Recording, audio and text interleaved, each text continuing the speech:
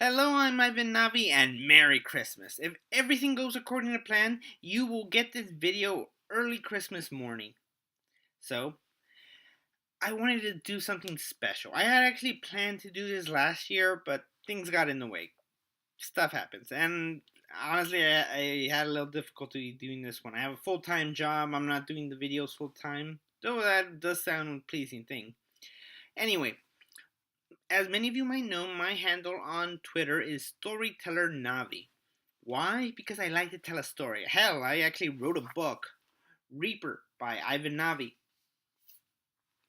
Oh, and just an FYI, it's available on Amazon, the ebook version for $1 for the rest of the week. So, yeah, plug that in.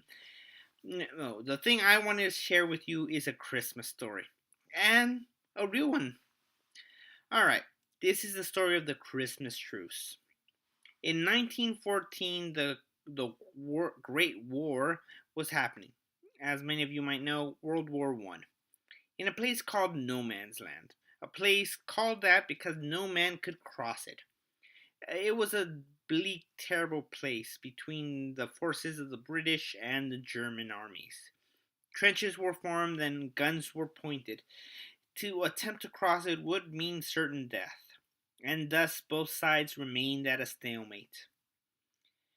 It was a bleak time. Any action could result in your death. You were sleeping in holes, you were eating poor rations, and even worse, Christmas was coming up. And last year they told you the war would be over by then.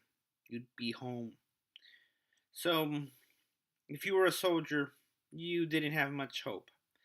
You were stuck in this limbo, one of isolation and loneliness, and one of death if you try to run. So, why do I tell you this story? What does this have to do with Christmas? It's simple. Some call it a miracle, but if you just don't think it's a miracle, well, it happened, and it happened on Christmas.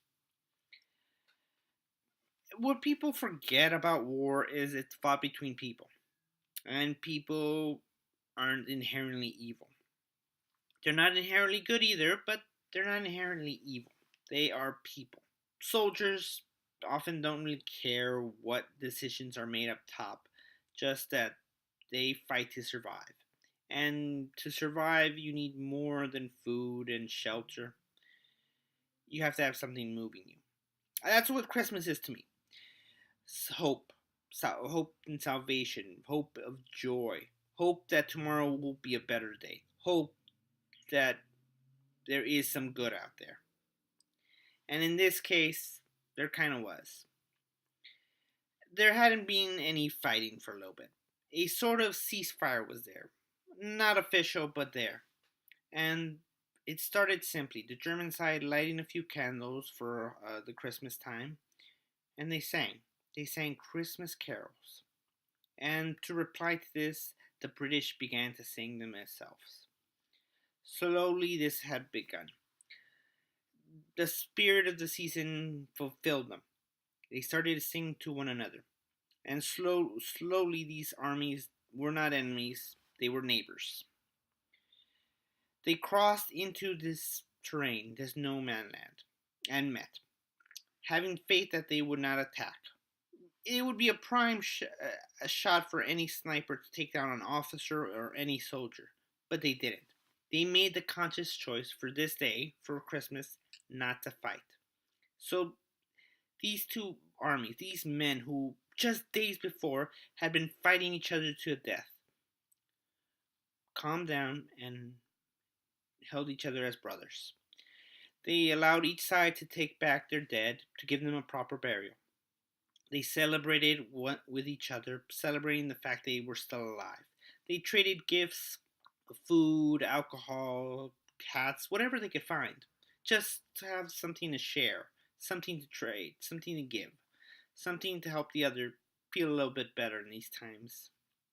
And that's what happened. Without any order, people found hope, people found joy, and people found their humanity. In a time of war, these people decided to be human. They decided to give.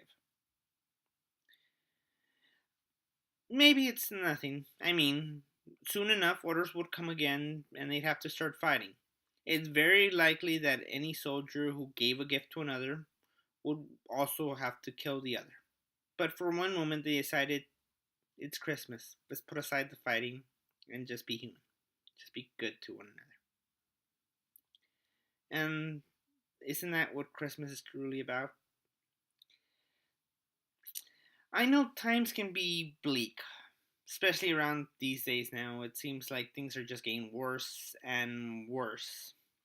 But if you look, if you allow yourself to have hope, sometimes you will find that there is some goodness out there. So I've been Ivan Navi. Thank you for listening to my short little story, and I wish you and yours a very Merry Christmas, Happy Holidays, and I hope to see you once more before the end of the year. But until if not, thank you for listening and Happy Holidays.